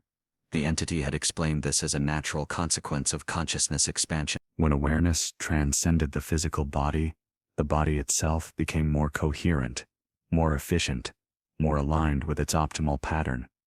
But the most profound revelation came on November 18th, when the crew reported that they had been shown the true purpose of the International Space Station. It wasn't just a laboratory or a symbol of international cooperation, it was a test, a prototype for humanity's future evolution. The station's orbit, its international crew, its isolation from Earth's electromagnetic field, all of these factors had been subtly influenced to create the perfect conditions for this contact. The entity revealed that similar contact had been attempted with Mir, with Skylab, even with the early Salyut stations, but each time, national rivalries and military priorities had prevented the full connection from forming. The ISS was different because it represented humanity working as a single species, rather than competing nations. The consciousness field responded to this unity, opening channels of communication that had been closed since humanity's last iteration had destroyed itself in nuclear war 40,000 years ago. The entity showed the crew archaeological evidence hidden beneath Antarctica's ice, ruins of cities that had achieved space travel before being erased by their own weapons. It warned that humanity was approaching the same crossroads, but this time, there was hope. The changes occurring in the ISS crew were spreading to humans on Earth, transmitted through the quantum entanglement that connected all consciousness. Jennifer documented everything, creating encrypted backups of all the medical data and crew report. She understood that she was witnessing the beginning of humanity's next evolutionary leap, not through genetic manipulation or technological augmentation but through consciousness expansion. The crew reported that more and more humans on Earth were beginning to experience synchronistic events, shared dreams and moments of telepathic connection. The 100-monkey effect was occurring on a planetary scale, with the ISS crew serving as the catalyst for a species-wide transformation. On November 20th, the situation reached a critical point. The crew reported that they had been given a choice. They could return to Earth as scheduled, bringing with them the enhanced consciousness that would slowly spread to the rest of humanity, or they could undergo full transformation, becoming permanent ambassadors between humanity and the cosmic consciousness. The transformation would mean leaving their physical bodies behind, existing as pure consciousness, while their bodies remained on the station in a form of suspended animation, maintained by the entity's technology. On December 21, 2023, exactly 50 years after the last Apollo mission left the Moon, every radio telescope on Earth detected a signal that originated from nowhere and everywhere simultaneously. It lasted for exactly 17 minutes and contained a message that would fundamentally alter humanity's understanding of its place in the cosmos. Dr. Sarah Chen, who had preserved the Columbia recording 20 years earlier, was now director of the newly formed Department of Anomalous Space Phenomena, a position created specifically to prepare for this moment. She stood in the control room of the Deep Space Network facility in Goldstone, California, watching as her team scrambled to record and analyze what would become known as the final transmission. The signal began with a carrier wave that shouldn't have been possible, a frequency that existed between the standard electromagnetic spectrum bands, occupying a space that physics said was empty. Then came the voices, not one, but dozens, speaking in perfect unison. They identified themselves as the Council of Translated Consciousness, former astronauts and cosmonauts, who had died in the pursuit of space exploration but had been preserved and transformed by the entities that had been monitoring Earth. Vladimir Komarov spoke first, his Russian accent still distinctive after decades of existence in a non-physical state. People of Earth, we speak to you now, because the time of secrecy has ended. The test period is complete. Humanity stands at the threshold of joining the galactic community. But first, you must understand the truth of what has been hidden from you. The transmission continued with Eugene Hartley's voice, the same one Michael Brennan had recorded in 1973. But now, speaking with the authority of 50 years of observation from beyond death, every nation with a space program has encountered evidence of non-human intelligence. Every astronaut who has traveled beyond low Earth orbit has experienced contact, whether they were allowed to remember it or not. Your governments have suppressed this information not out of malice, but out of fear. Fear that humanity wasn't ready for the truth. But readiness isn't achieved through waiting. It's achieved through revelation and adaptation. Christa McAuliffe's voice joined the chorus, addressing the children and teachers of Earth direct. The lesson I never got to teach from space is this: you are not alone in the universe, and you never have been. Earth is a school, and humanity is about to graduate, but graduation requires passing a final test. One that involves choosing unity over division, exploration over exploitation, wonder over fear. The choice must be made collectively, as a species, not as nations or corporations or religions. You have 11 years to make this choice. On March 21, 2034, the quarantine that has isolated Earth will either be lifted or reinforced for another cycle. Sarah watched as her monitors showed the signal being detected simultaneously by facilities in Russia, China, Europe, Japan, and Australia. This wasn't a directed transmission but a global phenomenon, ensuring that no single nation could suppress or control the information. Her secure phone rang immediately, the president on the line, demanding to know if this was real or some elaborate hoax. Sarah's response was simple and direct: it's real, and it's unstoppable. The disclosure we've feared for decades is happening now, and we need to manage the revelation, not deny it. The transmission revealed the complete history of human-alien contact, starting with the earliest space missions. Yuri Gagarin had encountered entities during his historic flight, but had been programmed to forget through a combination of drugs and hypnosis. Neil Armstrong and Buzz Aldrin had seen structures and vehicles on the moon that had agreed to maintain silence to prevent panic. Every space station had been visited by probes or entities, studying human behavior in the unique environment of space, where consciousness operated differently than on Earth's surface. The entities had been patient, waiting for humanity to mature enough to accept their existence without descending into chaos or war. The voices explained that Earth existed in a protected zone, a cosmic nature preserve where young species could develop without interference until they reached technological and spiritual maturity. The protection wasn't altruistic but practical. Species that achieved space travel while still engaged in tribal warfare inevitably destroyed themselves and often damaged the cosmic infrastructure in the process. The quarantine system had been developed over millions of years to prevent such catastrophe. Earth was one of thousands of worlds under observation, and humanity was showing signs of being ready for the next phase, but only barely.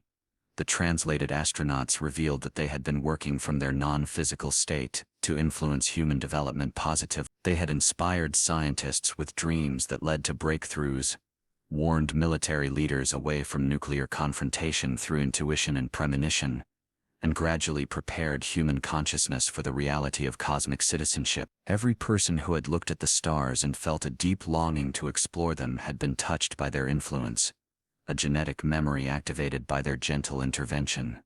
Commander Rick Husband from Columbia provided technical details that made Sarah's team gasp in amazement. We're transmitting blueprints for technologies that will allow humanity to cure most diseases, reverse climate change, and generate unlimited clean energy. But these technologies come with a warning: they can only be activated through collective consciousness, requiring millions of humans to work together in harmony. Any attempt to weaponize them or use them for national advantage will cause them to fail. This is the test.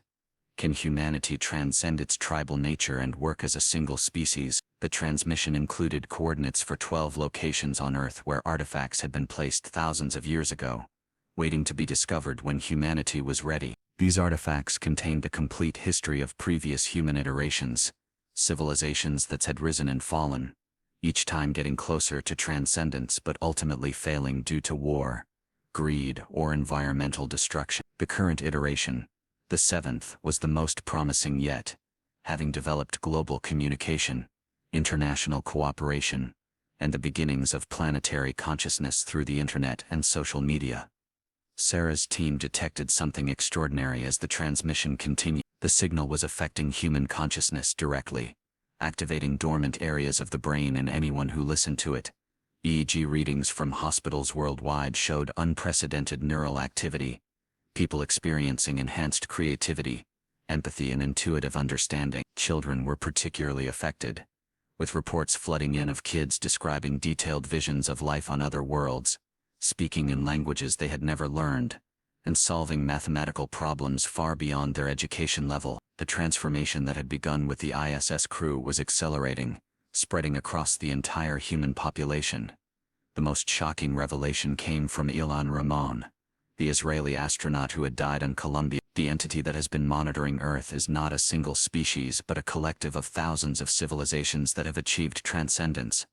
They exist primarily as consciousness, though they can manifest physically when needed. Earth's cetaceans, your whales and dolphins, are descendants of an aquatic species that achieved transcendence millions of years ago, and chose to remain on Earth as guardians and teachers. Every time humans have killed a whale, they've destroyed a conscious being far more advanced than themselves. Yet the cetaceans have never retaliated, understanding that humanity must learn through consequences rather than punishment. The transmission revealed that the moon contained a vast archive, a library of the galaxy's history hidden beneath the surface of the far side. The Apollo missions had discovered the entrance but had been ordered to ignore it. The Chinese chain missions had photographed it but had kept the images classified. Now the location was being broadcast to the entire world, coordinates that any amateur astronomer could verify. The archive would only open when representatives from every nation on Earth arrived together, a requirement that would force humanity to cooperate or remain ignorant. As the transmission neared its end, all the voices spoke in unison, creating a harmonic resonance that could be felt as much as heard. The choice before humanity is simple but profound: unite and transcend, or divide and repeat. You've been given the tools, the knowledge, and the time. The entities that have watched over you are withdrawing, allowing humanity to make its decision without influence. On March 21, 234, Earth will either join the galactic community as its newest member, or enter another cycle of isolation, forgetting everything you've learned and starting over. The choice, as it has always been, is yours.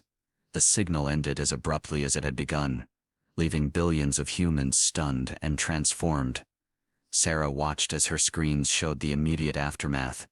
Governments calling emergency sessions, religious leaders struggling to interpret the revelation within their doctrines, scientists racing to verify the technical information that had been transmitted, and ordinary people standing in streets and parks, looking up at the sky with new understanding. The secret that had been hidden for over 60 years was now completely exposed, and humanity would never be the same. In her final report, submitted to a world that no longer needed classification levels, Sarah wrote, "The greatest discovery in human history was not that we are not alone, but that we never were. Every astronaut who died, advancing our species, survived in a form we're only beginning to understand. Every transmission we thought was lost continues to echo through the cosmos. Every dream of reaching the stars was a memory of when we had done it before. The question now is not whether aliens exist, but whether humanity can evolve quickly enough to join them. We have 11 years to prove that we've learned from our mistakes, that we can transcend our limitations, and that we're ready to take our place in a universe far more alive and conscious than we ever dared imagine." The astronauts who gave their lives for exploration didn't die. They simply went ahead to prepare the way. Now it's our turn to follow. Sarah stood at the window of the control room, watching the sunrise paint the desert in shades of gold and crimson. Somewhere above, the International Space Station continued its orbit, its crew forever changed by their contact with cosmic consciousness. Further out, the moon waited with its hidden archive, ready to reveal its secrets to a united humanity. And beyond that, the vast expanse of space stretched infinite and welcoming, filled with intelligences eager to welcome Earth's children home. The age of secrets had ended. The age of cosmic citizenship was about to begin. Whether humanity would rise to meet this challenge, or retreat into the comfort of denial, remained to be seen. But for the first time in history, the choice was clear. The deadline was set, and the entire species knew exactly what was at stake. The transmitted technologies began appearing on servers worldwide, open source and unable to be deleted or controlled. Plans for zero-point energy generators that required precisely synchronized meditation from 1,000 operators to function. Medical devices that could cure cancer but only when used with pure healing intent, failing instantly if someone tried to profit from them. Agricultural systems that could feed billions but required communities to work in harmony with nature rather than against it. Each innovation was a test of humanity's readiness, a practical examination of whether the species could transcend its competitive instincts and embrace cooperation. Children around the world began experiencing what psychologists called the awakening, sudden expansions of consciousness that allowed them to perceive dimensions of reality that adults had been trained to ignore. They spoke of seeing the threads that connected all living things, understanding the language of animals and plants, and remembering lives lived on other worlds. Educational systems struggled to adapt, as students demonstrated knowledge they couldn't have learned, solving problems by accessing what they called the cosmic library, a field of information that existed in the quantum foam of space itself. The final paragraphs of Sarah's report contained a perennial observation that resonated with millions who read it. We stand where our astronaut pioneers stood, at the threshold between the known and unknown, between the Earth and the stars. They paid with their lives to open this door, and their consciousness continues to guide us from beyond. The whispers we heard in the static were their voices calling us forward. The anomalies we detected were their hands reaching back to pull us up. Every lost transmission was found. Every silenced voice now speaks. And every sacrifice has been transformed into a gift for humanity's future. As we prepare for what comes next, we do so knowing that death is not the end, but a transformation, that consciousness is the true fabric of the universe, and that humanity's greatest adventure has only just begun. The stars are not distant lights, but nearby neighbors waiting to welcome us home. The only question remaining is whether we'll accept their invitation with the courage and unity this moment demands.